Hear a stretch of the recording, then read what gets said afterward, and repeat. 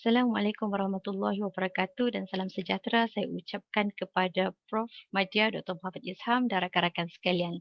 Nama saya Siti Hafizah binti Suhaidi. Saya akan membentangkan tentang kertas konsep yang bertajuk Pengajaran dan Pembelajaran melalui Pendekatan Permainan Digital dalam Perancangan Pendidikan di Malaysia berbandingan di negara USA dan juga Australia.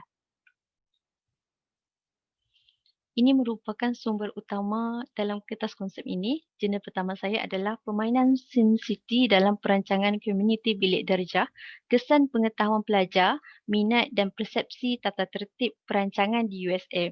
Artikel ini mempunyai 3 objektif. Yang pertama, mengkaji adakah versi terbaru SimCity dapat mencapai objektif pembelajaran berkaitan dengan sistem permainan, penyelesaian masalah, kreativiti dan pemahaman di dalam kelas. Yang kedua, kajian ini mengkaji adakah permainan mempengaruhi minat pelajar untuk merancang, dan yang ketiga, ia mempertimbangkan sama ada permainan itu mempengaruhi persepsi disiplin pelajar. Dengan menggunakan pemerhatian, ciptaan permainan dan tinjauan, kajian mendapati bahawa permainan SimCity dapat mencapai objektif pembelajaran dalam meningkatkan minat pelajar serta meningkatkan persepsi terhadap permainan dalam pembelajaran sebagai suatu yang kreatif dan seronok. Hasilnya mempunyai implikasi terhadap arahan, penglibatan pelajar dan persepsi terhadap sesuatu bidang. Untuk jurnal kedua pula, membincangkan tentang permainan berperanan, role-playing games, berbanding dengan permainan serius dalam perancangan pendidikan di Australia. Kajian penerokaan ini menilai kegunaan dari segi pembelajaran dan merancang konsep latihan permainan berperanan, The Great Playing Game, GPG, dan permainan serius, Police Power Plays, PPP, digunakan dalam kursus teori perancangan yang ditawarkan di Universiti Queensland di Australia. Kajian ini menunjukkan bahawa permainan berperanan dan permainan serius ini sama menarik dan membantu pelajar belajar merancang dan merangkumi peranan yang berbeza. Tidak ada perbezaan besar yang dapat dilihat keberkesanan dalam pembelajaran. Berkenaan dengan gaya pengejaran, GPG dilihat lebih pasif dan mendorong kerjasama, sedangkan PPP lebih dinamik dan memupuk kepada persaingan. Komunikasi dan penyertaan masyarakat dilihat sebagai pusat kepada proses perancangan dalam kajian ini. Abstract. Peningkatan populariti penggunaan teknologi komputer dan komunikasi dalam kehidupan seharian, terutamanya dalam permainan digital, telah menarik minat ramai pengkaji-pengkaji untuk mendalaminya. Kertas konsep ini membincangkan tentang potensi penggunaan permainan digital dalam perancangan pendidikan terhadap kemahiran berfikir secara kritis melalui persekitaran pembelajaran sosial konstruktivisme. Kaedah kajian yang digunakan adalah dengan menganalisis dokumen melalui buku-buku, jurnal dan bahan bercetak yang lain untuk mendapatkan maklumat mengenai permainan digital, yang mana sumber utama adalah jurnal berindeks Scopus tentang permainan digital, kajian daripada USA dan juga Australia. Sumbangan dan implikasi permainan digital dalam perancangan pendidikan secara teori dan praktikal serta cadangan untuk melaksanakan penyelidikan pada masa hadapan dikemukakan. Pelbagai kajian menunjukkan bahawa pembelajaran berasaskan permainan digital adalah berkesan dalam menggalakkan pelibatan, motivasi, minat serta peningkatan pencapaian murid dalam pembelajaran. Untuk pengenalan, melihat kepada keupayaan permainan digital yang bercetuskan permintaan yang tinggi di kalangan pelbagai golongan menyebabkan wujudnya usaha di kalangan golongan pendidik untuk mengintegrasikan permainan digital ke dalam persekitaran pendidikan, khususnya dalam pelaksanaan PDPC, dengan harapan permainan digital ini dapat menyokong dan menggalakkan lagi penglibatan aktif pelajar dalam pembelajaran. Pembelajaran berasaskan permainan digital ini dilihat mempunyai potensi untuk meningkatkan pencapaian akademik disebabkan kaedah pembelajaran ini berupaya menyediakan pengalaman pembelajaran yang menarik, mencabar keupayaan, menggalakkan penglibatan serta mencetuskan motivasi yang akan meningkatkan minat murid terhadap subjek yang disampaikan guru dan seterusnya meningkatkan prestasi.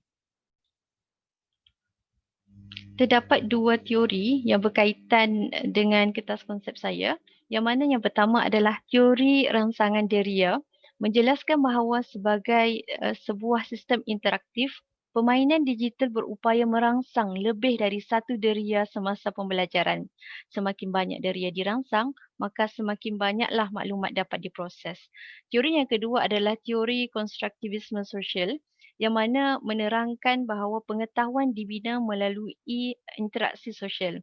Kebanyakan aktiviti dalam permainan digital masa kini disesuaikan dari aspek sosial dan budaya, berkumpulan, bermasyarakat dan identiti. Bermain permainan digital secara berpasukan melalui dalam talian memberi ruang kepada pemain membincangkan tentang cabaran, melengkapkan maklumat permainan dan menyelesaikan cabaran-cabaran yang terdapat dalam permainan digital. Terdapat beberapa kajian lepas yang berkaitan dengan kertas konsep ini, yang mana yang pertama dari Rubin 1983 yang menekankan tentang 5 elemen utama konsep permainan iaitu konkret, benar dan bermakna, berjaya menarik minat, menghiburkan dan meningkatkan keupayaan kognitif pelajar. Yang kedua, Flensburg 1994. Dapatannya melalui permainan digital yang terkandung dalam pendidikan didapati berupaya mengasah pemikiran secara kreatif dan mencabar motivasi penggunaan khususnya pelajar dalam kaedah menyelesaikan masalah serta bermotivasi untuk menjuarai pertandingan. Yang ketiga, Smaldino 2005 yang menyatakan tentang permainan digital mempunyai kelebihan untuk mengaplikasikan prinsip-prinsip pembelajaran yang menjadi teras pendidikan seperti penerapan beraneka unsur sebagaimana yang tercatat di dalam teori tingkah laku, teori kognitif dan teori konstruktif. Boleh kita lihat dekat sini, pelbagai kajian berkenaan dengan pembelajaran berasaskan permainan digital telah dijalankan yang melibatkan pelbagai subjek. Sebagai contoh, bahasa Inggeris, geografi, matematik dan juga fizik. Kajian berkenaan penggunaan pembelajaran berasaskan permainan digital dalam menyokong kreativiti juga turut dijalankan. Saya juga sertakan sekali dapatan kajian berkenaan dengan pembelajaran berasaskan permainan digital menunjukkan kesan positif terhadap pembelajaran murid. Yang mana dapatan yang pertama, boleh kita lihat dekat sini, kesan positif seperti menggalakkan kolaborasi. Yang kedua, meningkatkan kemahiran penyelesaian masalah. Yang ketiga, meningkatkan prestasi dan keyakinan murid. Dan yang terakhir, menarik minat terhadap pembelajaran.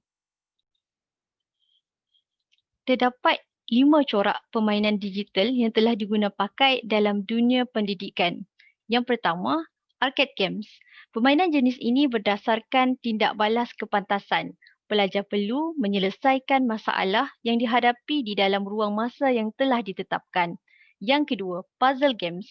Permainan jenis ini mementingkan aspek kebijaksanaan berfikir kerana konsep permainan ini adalah lebih menekankan terhadap penyelesaian teka-teki berbanding tindak balas kepantasan.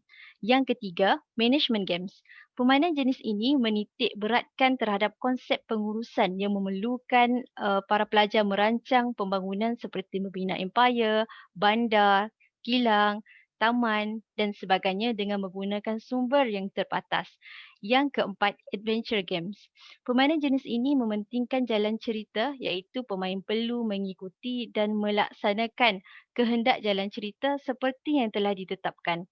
Dan yang terakhir, role-playing games yang mana pemain jenis ini pelajar memegang watak utama yang diletakkan dalam situasi yang berbahaya. Watak utama diberi pengetahuan asas tentang karakter, mesti mempelajari kemahiran baru, menjadi lebih berkuasa dan berupaya mencari penawar ataupun senjata yang lebih baik untuk berdepan dengan musuh. Ini merupakan dapatan kajian untuk jurnal yang pertama yang mana hasil regresi untuk persepsi perancangan permainan SimCity ke arah meningkatkan keseronokan dan kreatif para pelajar adalah konsisten dengan keputusan ANOVA. Kedua-dua analisis pada awal semester dan akhir semester adalah berlaku secara signifikan. Hasil daripada tinjauan dan keputusan ANOVA, kajian mendapati bahawa permainan dapat mencapai objektif pembelajaran yang mana dapat meningkatkan minat pelajar dan meningkatkan persepsi merancang sebagai suatu yang kreatif dan seronok melalui permainan SimCity ini. Seterusnya, ini merupakan elemen daripada dapatan jurnal yang kedua yang mana fokus analisis bukan pada pendapat pelajar pelajar mengenai cadangan pembangunan tertentu tetapi lebih kepada hasil pembelajaran dua aktiviti kelas tersebut yang mana aktivitinya adalah GPG, Grade Planning Game dan PPP, Police Power Plays. Yang mana apabila kita lihat peratusan dekat sini, tidak ada perbezaan besar yang dapat dilihat keberkesanan pembelajaran.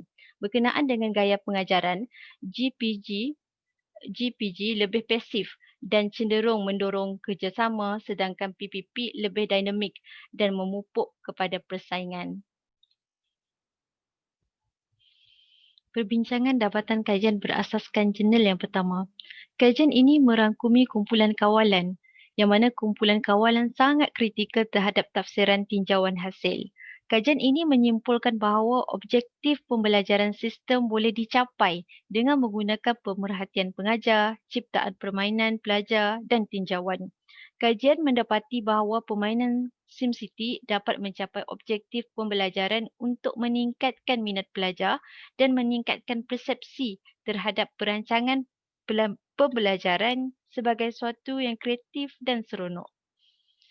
Untuk perbincangan dapatan kajian berasaskan jurnal kedua pula, kedua-dua aktiviti ini sangat membantu pelajar menemui aspek perancangan sebilangan besar pelajar yang mengambil bahagian kelihatan mengambil berat tentang perancangan sebagai usaha. Komunikasi dan penyertaan masyarakat dilihat sebagai pusat proses perancangan. Walau bagaimanapun, jejak peningkatan dan rasionaliti juga digunakan. Sementara pelajar percaya pada perancangan pendekatan keadilan sosial radikal yang mencabar keadaan semasa tidak ada. Pengalaman sedemikian sangat sesuai sebagai aktiviti kerana terdapat banyak kaedah pengajaran dan pembelajaran. Walau bagaimanapun, kedua-duanya sangat disyorkan kerana pelajar melibatkan diri secara bersama-sama untuk membantu pelajar memperluas dan mengubah cara berfikir mereka terhadap sesuatu perkara yang lebih baik. Isu-isu di Malaysia berkaitan dengan perancangan. Kesan negatif, sifat teknologi adalah sangat pantas berkembang dan mampu mempengaruhi aspek kehidupan manusia yang berkeberangkalian bakal melupakan keperluan persekitaran. Hasil pembacaan terhadap kajian lampau menunjukkan permainan digital juga boleh menimbulkan ketagihan terhadap pelajar untuk berterusan bermain games. Malahan kesan seterusnya berupaya merangsang pelajar melakukan aktiviti tidak sihat seperti ponteng sekolah. Contoh yang boleh diketengahkan ialah statistik pelajar-pelajar yang ditahan oleh polis kerana ponteng sekolah menunjukkan bahawa kebanyakan pelajar yang ditahan berpeleseran di pusat-pusat permainan video. Justru, Muhammad Zafwan turut menyusyurkan agar ciri-ciri persekitaran dan budaya pendidikan di Malaysia yang berbeza dengan luar negara harus diambil kira sebelum sebarang pelaksanaan dilakukan. Kajian secara menyeluruh perlu dilaksanakan agar dapat membuktikan kewujudan kesan-kesan penggunaan permainan digital khususnya kepada pelajar dan amnya kepada sektor pendidikan negara. Implikasi terhadap sistem pendidikan di Malaysia dalam perancangan. Secara keseluruhannya, penulisan ini telah menerangkan konsep asas permainan digital, konteks perancangan dan peranan pelaksanaannya dalam pendidikan di Malaysia. Secara praktikalnya, maklumat mengenai permainan digital dan pengintegrasiannya dalam pendidikan boleh digunakan oleh pihak-pihak berkaitan seperti Kementerian Pendidikan Malaysia, Kementerian Pengajian Tinggi, IPT, sekolah dan mungkin badan-badan pengawal seliaan dan profesional seperti di dalam bidang perakaunan. Tujuannya adalah untuk meningkatkan dan memperkayakan proses serta pengalaman pembelajaran. Kajian lebih lanjut dapat mengkaji keberkesanan pelaksanaan permainan digital dalam pendidikan di Malaysia untuk semua peringkat akademik. dan penglibatan pelbagai pihak adalah disarankan. Kesimpulannya, sebagai rumusan, kertas konsep ini telah membincangkan mengenai pelan perancangan yang mendorong kepada pengintegrasian permainan digital dalam persekitaran pendidikan khususnya dalam pelaksanaan PDPC. Jika kegairahan teknologi pendekatan permainan digital dilakukan tanpa kawalan tertentu, dikhawatiri apa yang diperolehi itu boleh menjadi bencana kepada sistem sosial yang sedia ada pada masa hadapan. Kertas konsep ini merupakan panduan dan idea yang boleh dirujuk oleh guru dalam mewujudkan sesebuah persekitaran pembelajaran maya melalui pelaksanaan kaedah pembelajaran berasaskan permainan digital dengan matlamat untuk mempertingkatkan pencapaian para pelajar ke arah yang lebih baik. Namun demikian, kajian selanjutnya perlu dijalankan bagi membuktikan keberkesanan kertas konsep ini. Sekian saja pemandangan saya. Sekian, terima kasih.